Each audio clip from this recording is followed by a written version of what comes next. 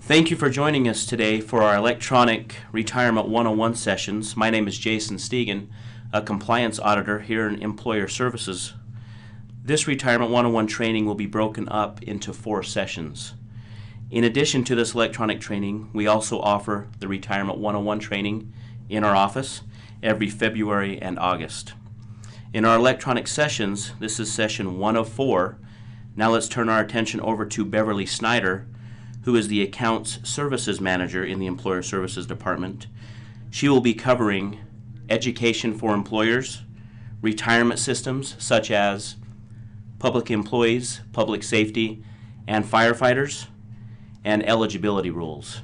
The first thing that I want to talk about today is the educational opportunities that we provide for all participating employers. We are very, very big advocates for educating the employers. We want to make your life as easy as we can, and we do this in a variety of ways. Now, the education that we provide is based on Title 49. Title 49 is the Utah State retirement law that comes from the legislature. You will find a copy of Title 49 right on our website. From Title 49, we provide you the URS Employer's Guide. And again, you're going to find that online at the employer's website. So when you log in and you go to the Knowledge Corner, you are going to find a copy of the Employer Guide right there. We keep that Employer Guide updated throughout the year, so you're always getting the most current information. Next, the Inside Story is sent out electronically to you 3 times a year. The articles that are put into that Inside Story are written by a large variety of people within our organization. We pick topics based on when we feel that there's a need for you to have that information. So make sure you're reading that Inside Story. Next, we have our monthly webinars. Now, our monthly webinars are topic specific. We pick one topic, we narrow down the information that we're providing to you, and we bring those monthly webinars to you the 3rd Wednesday of every month at 10 o'clock. We send an email out the week before letting you know what the topic is and giving you a link to join us. And then as I'm going to show you in just a minute, we archive all of those monthly webinars so you can reference back to them. The next form of education that we provide is the URS Comprehensive Employer Training. Now, we do that every spring, typically the first few weeks of May.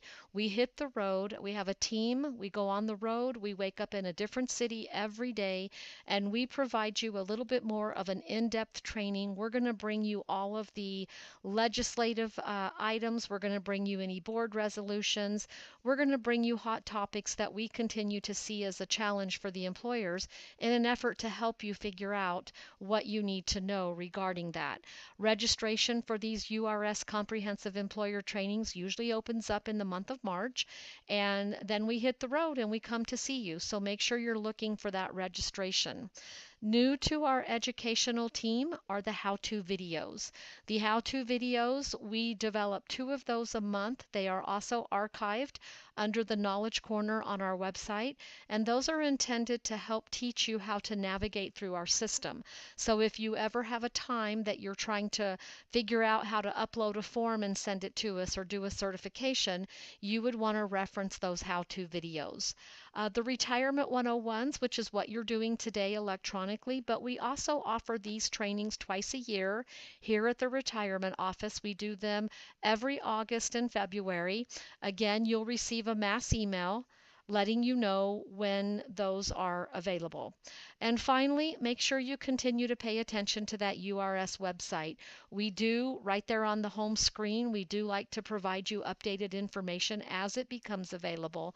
So if you have an article in there that you're reading and you don't understand it, then you know that you can pick up the phone and call us. Before we get going talking about eligibility and all of the laws that come along, I want to point out a few of the retirement systems that we're going to be talking talking about today. We're going to be talking about the contributory retirement system. We're going to be talking about the non-contributory, public safety, and the firefighter retirement system. Before we dive in too deep, let's define the difference between a contributory fund and a non-contributory fund. A contributory fund is one in which the employee or the member may be required to participate in the contributions. The employer does have the option to choose to pick up the member's part of that contribution if they choose to. In the non-contributory fund, the employer pays all of the contributions. It's very important to, if you are the employer, to understand which funds you are in, whether they're contributory or non-contributory. Now let's talk about the difference between Tier 1 and Tier 2. A Tier 1 employee who is one that was hired prior to July 1st, 2011 and has earned eligible service prior to that date. Now, it doesn't matter how far back it goes. If you are a Tier 1 employee, you are always a Tier 1 employee. So what that means is I could have worked for a participating employer 10 years ago, terminated my employment, and I am just coming back today. I would still be a Tier 1 employee simply based on the fact that 10 years ago I had earned eligible service. So again, once you are a Tier 1 employee, you always are a Tier 1 employee.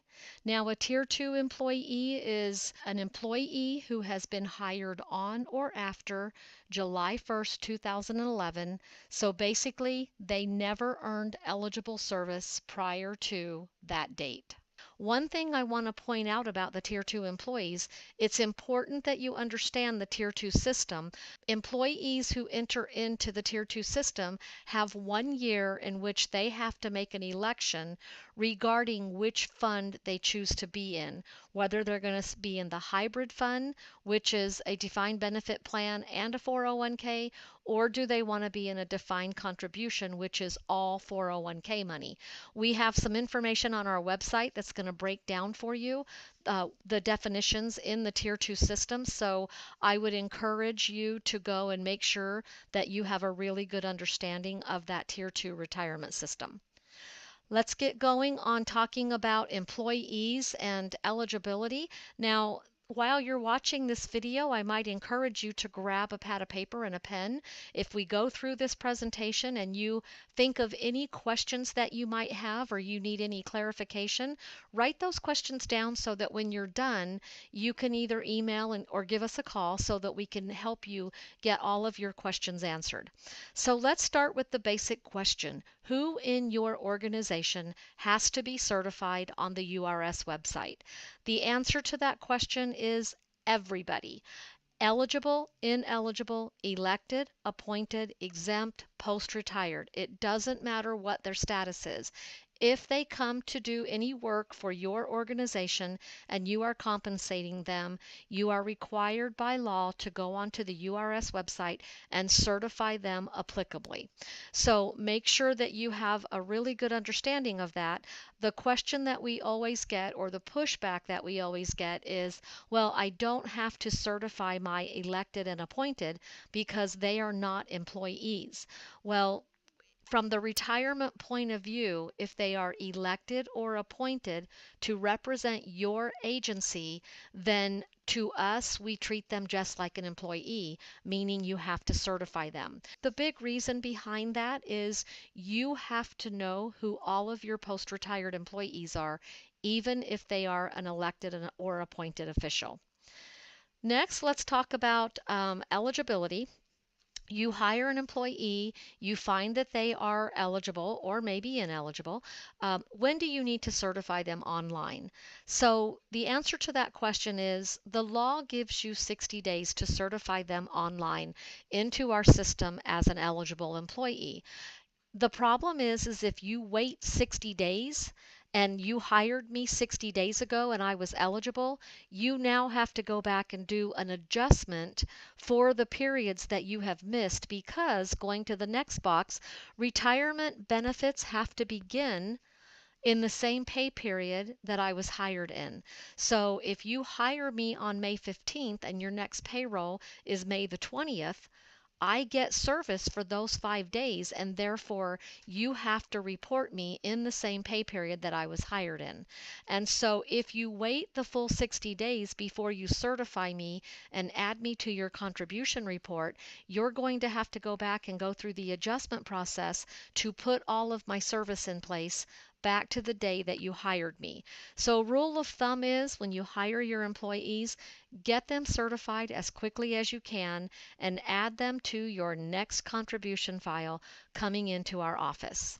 Now we're going to start talking about eligibility, but before we do, I want to define what a qualifying benefit is for your public employees. A qualifying benefit for the retirement system, number one, would be a leave benefit of any kind. So if you're providing vacation, sick leave, holiday pay, any type of an employer paid leave benefit would constitute a qualifying benefit. Number two would be a retirement benefit of any kind. So if you are putting 1% into a 401k for me, but I'm not eligible for any other benefits, that 1% into a 401k would constitute a qualifying benefit. Number three would be an insurance benefit of any kind that is non mandated by the federal government. So let me explain that. If your policy says nobody in your organization gets health insurance until they work 40 hours a week, but then your employees hit 30 hours a week, and the Affordable Care Act requires you to provide them with medical insurance, that is not a qualifying benefit because the only reason you're giving that to them is because the federal government says you have to.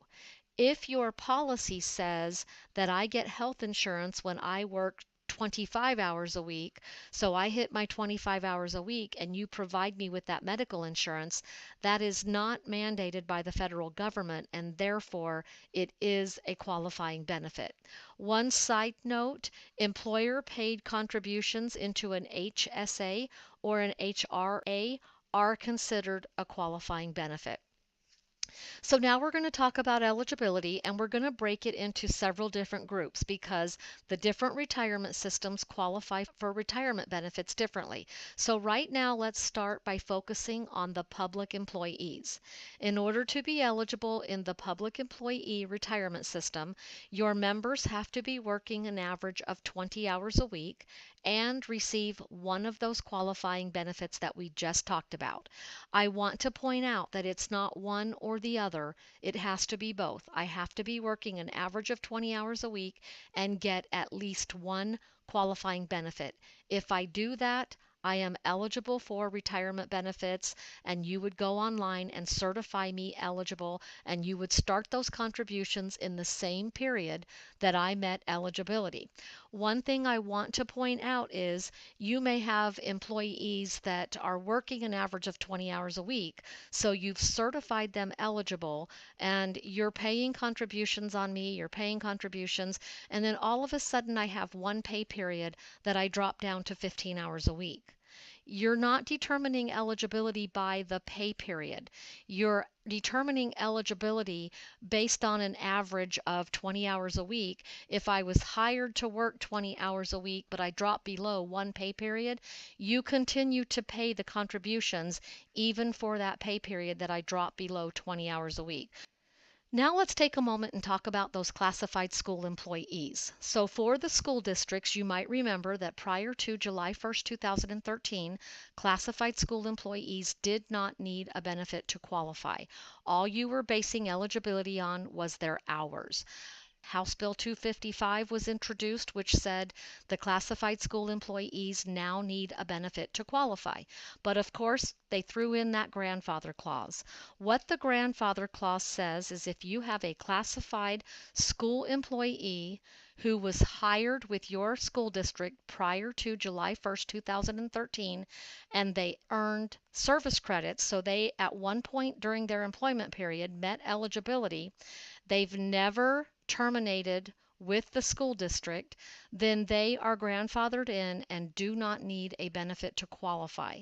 So for those employees, you would only be looking at your hours. It's very important to know who your grandfathered employees are. Now, the only way you would be able to apply the new law to them and require them to have a benefit would be if they terminated their position and were gone for a full 120 days. Now, I want to clarify when I say be gone for 120 days, that's not just not working over the summer or an ineligible period. They have to literally quit their job, go away, come back after 120 days, and if they did that, then the new laws would apply to them and they would no longer be grandfathered in. So make sure you know who your employees are who are grandfathered in, and again, that's only applicable within the school districts. Next, I want to talk about higher ed employers. Higher ed employers are the only ones who have the ability to offer their members an alternate retirement plan. An example might be Tiacraft or Fidelity. How you put your members into those retirement plans, how you're determining who goes where, needs to be based on a policy that is put into place. Now, anybody, regardless of their employment classification, which designates which retirement plan they go in, if they have prior service with URS, you, the employer, must give them the option to return or stay within the Utah retirement system. The next thing that I want to make sure that we talk about with higher ed employers is that you must continue to certify every single employee that you put into an alternate plan as ineligible. There is a button on that form that says that you're a higher ed and they're choosing a different plan, because you must still know which one of those employees are post-retired. Even if you hire them in an ineligible or an eligible position and you put them into an alternate retirement plan, all post-retired rules still apply. Okay, now let's move on to the firefighter retirement system. So in order for any employer to be a participant in the firefighter retirement system, the main requirement is you must maintain a full-time fire chief. Full-time for you mean they're working at least 40 hours a week, so you can't share with your neighboring town and they work 20 hours for them and 20 hours for you. In order to be in this system, they have to be full-time with your agency. If they are, you're eligible to be in the firefighter system, and then your firefighters qualify to be in this system under the fire chief based on they are full time, so they're working a minimum of 2,080 hours per year. They are trained in the firefighter techniques, and they are assigned to a position of hazardous duty, typically meaning they're the ones out there fighting the fires. Their life is at risk. So if they have those three criteria, they're eligible to be in the firefighter system, and you would certify them applicably. Now, I want to point out a couple of things for the volunteer firefighters. Make sure if you have volunteer firefighters that you are maintaining your current roster and your training logs, because by doing those two things, the volunteer firefighters qualify for a death and disability benefit should they be injured in the line of duty. Next, we're going to move on to public safety. So this is specific to the public safety retirement system. Eligibility in this system is that all of your public safety officers must be working full-time, so a minimum of 2,080 hours per year. They must be post-certified.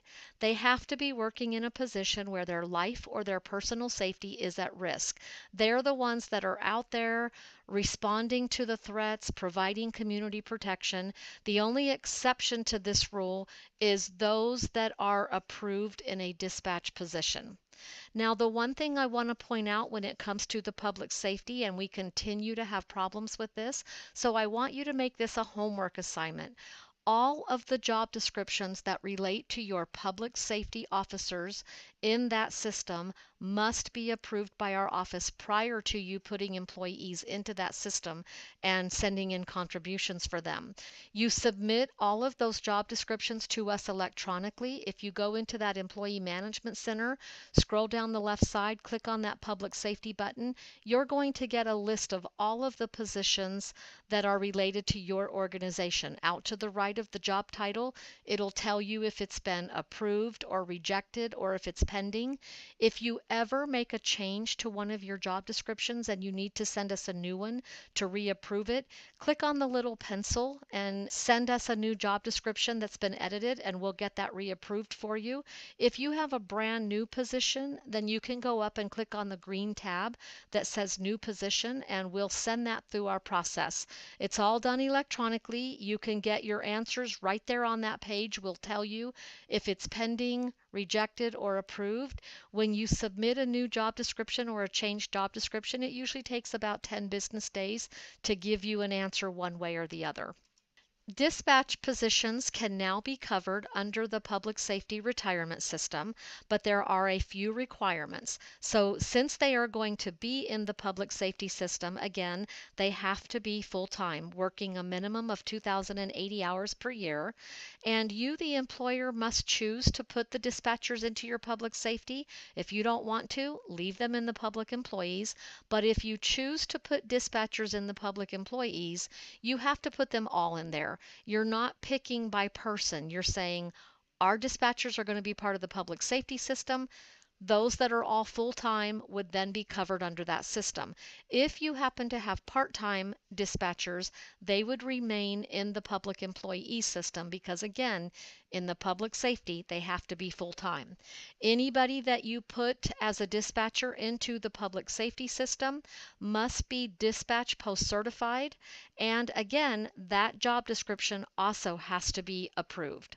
So as we're talking about the firefighter retirement system and the public safety system, we're going to talk about the form that you see in front of you. This form is very important for those two retirement systems. It's called the Declaration of Regularly Scheduled Work Periods.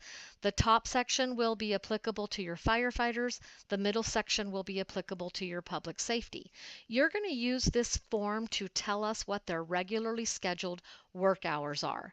So what are they required to work per pay period?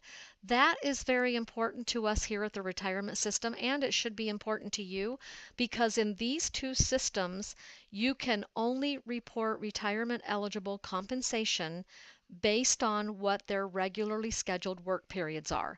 So let me define that. If you tell me on this form that your public safety officers are working 80 hours per pay period, but then all of a sudden one period you have an officer who works 86, they can work 86 if that's what you choose for them to do. But when you're reporting their salary to the retirement office, only 80 hours is retirement eligible if that's what you have declared on this form.